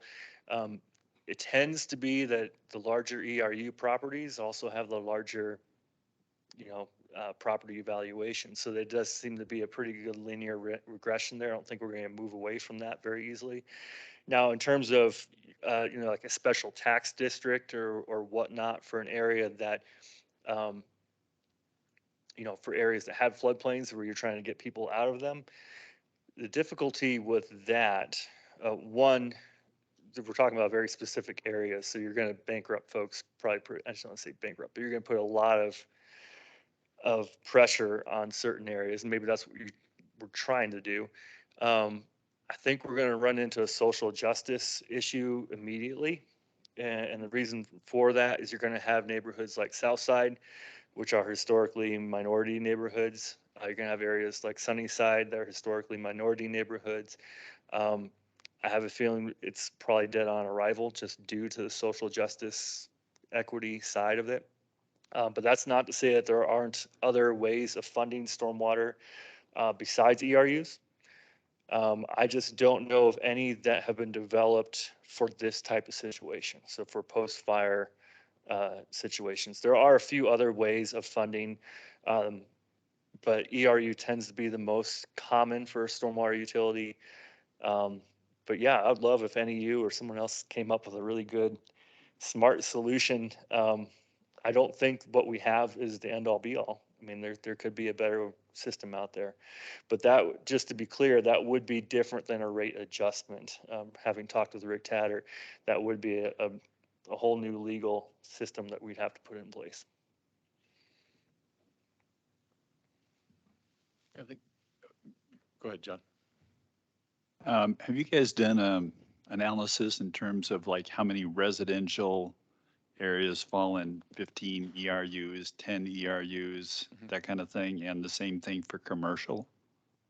Yes, we've done it for both. With residential, it's as you might expect, it's almost an exponential curve up. So I mean, you quickly lose. I mean, most are below 5, and by most, I'd say 90 to 90. I don't remember off the top of my head, but 90 to 95% of residential properties are below 5 ERUs.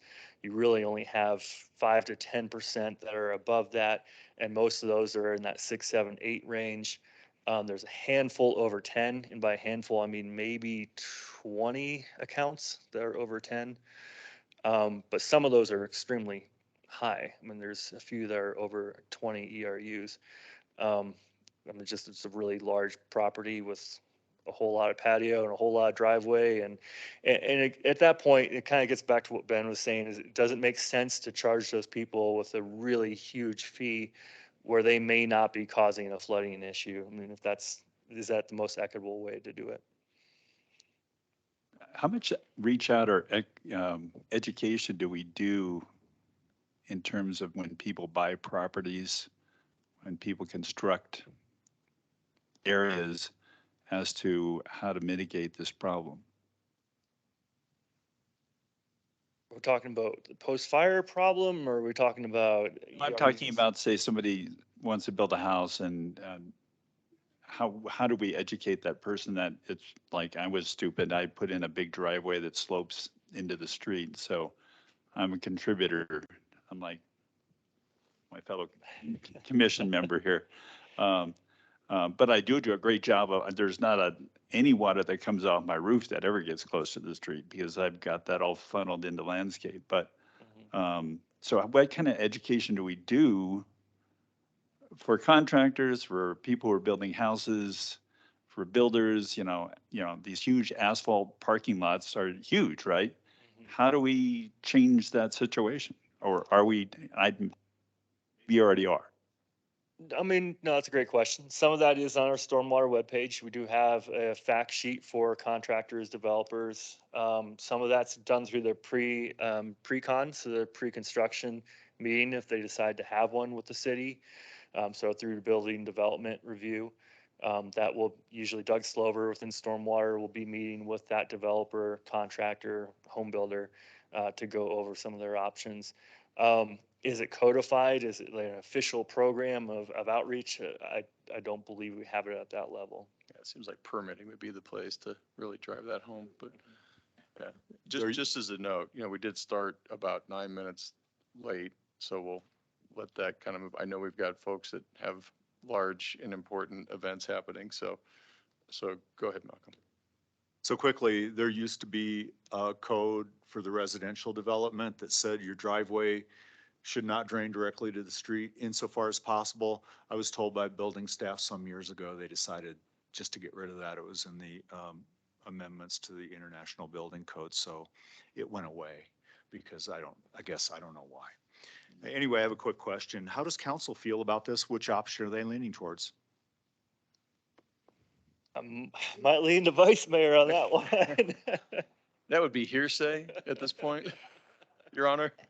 At, at this point, I'm just going to say your guess is as good as mine, to be honest. I did not get a good feel on Tuesday. Did you? No, I don't think I have a really good idea of where we're going. It's a hard discussion, obviously. I mean, nobody wants to hear about an increase in taxes or rates. Um, and especially from what I heard on Tuesday, the biggest concern that I heard, in my opinion, was the concern that we have minimum wage rates increasing January 1st, and that this is going to be a hit at the same time on the business community. And I'm honestly, I get that. That is a big hit. I will say it's unrelated to stormwater, but it is obviously a big hit. I think as we do outreach, I'd like to keep 3 or 4 points in mind. I think, to the article that showed up that we're not doing anything or never delivered anything, I think we've got to be very active on that list of here's the things that have been accomplished. And oh, by the way, here's a couple of things that got us off the rails, in terms of having respond to these fires. And so the money did get diverted because we had to dig people out, so that's a reality. But that education is important to counter program against that, right? Step one. Step two, I think we were talking about earlier, there has to be a discussion at the city council level of budget trade-offs. This shouldn't just be jammed down on citizen A and business B, without them understanding there were trades from the general fund or not, and this is what we're going to cut as a city. And now the question that we have to work with Vice Mayor Sweet on who can raise that discussion and drive that to conclusion with the city manager, that people understand that it's been looked at. Here's what we've tried to do to help minimize the gain, the increase here. Third thing is, going after that federal and state money. And people need to clearly understand that that is a top priority, and we're trying to defer this to some of the people that causing the problems, quite frankly, help them get in there. And then I'd say the fourth is, and we were going to talk about this, but we'll punt it to next month, is, we need to get a working team with city council as a commission and with the department to sit down with the county and really understand who's doing what and how we plan and get a seat at the table in terms of where our other tax money is going that they just doubled, right? So that has to happen, and it will happen, I think, if we play our cards right and set the right goals and get the right people on a working committee to do that. So that'll be something that we talk about later. And to add on to that, I did meet with the county yesterday, and I brought up that we need a seat at the table, and I'm going to be pushing that until I have that happen. So they know that, and any backing from you, if you want to send an email to our representatives at the county, that could be helpful. I think we all need to be saying the same thing.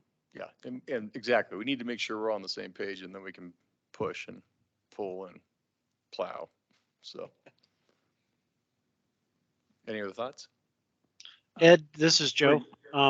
If I could. Yeah, please go ahead, Joe.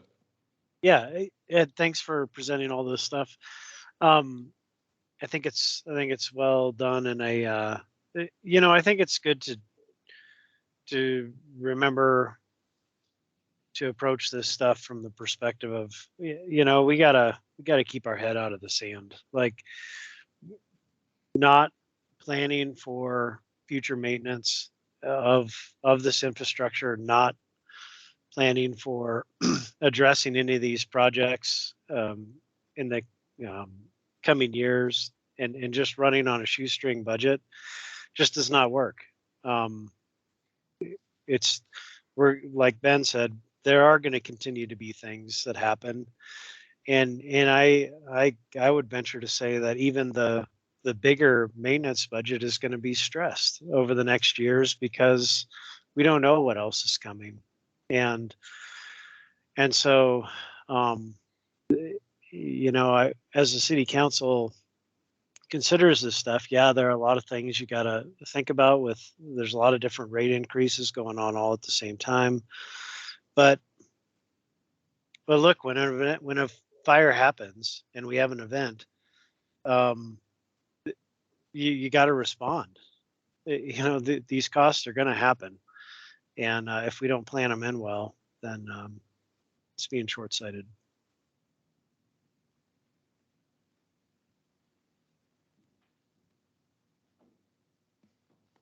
All right.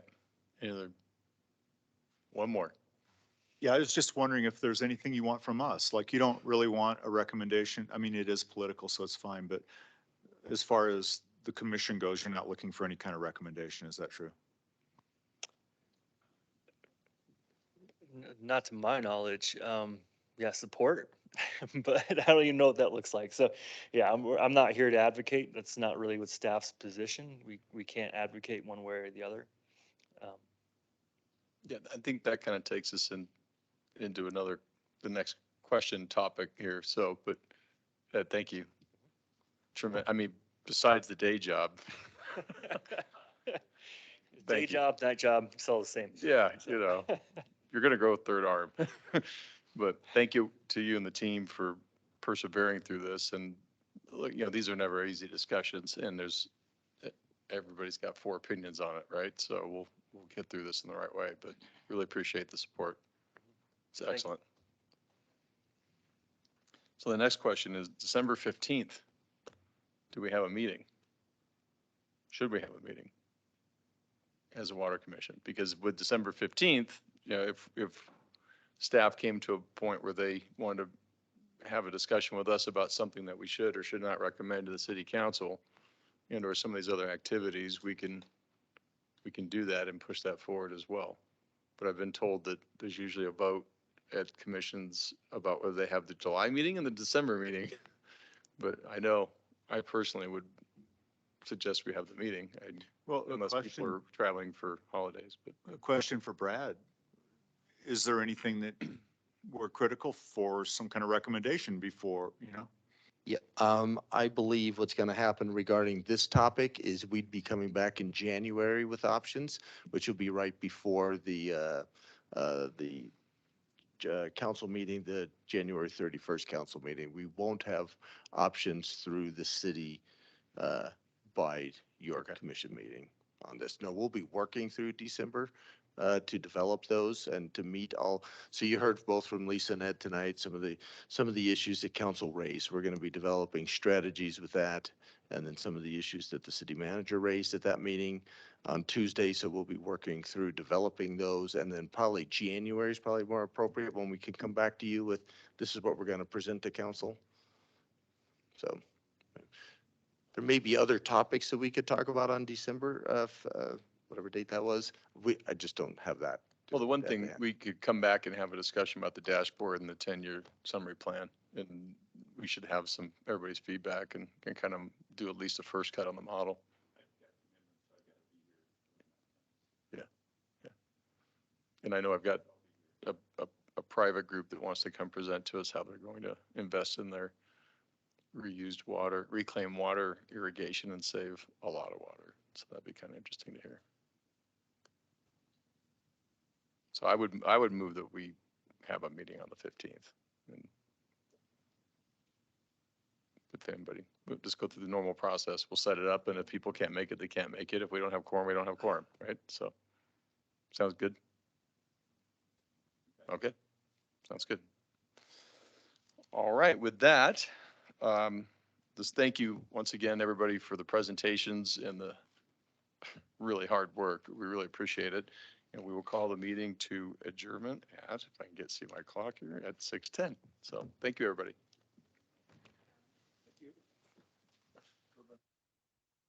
Thanks.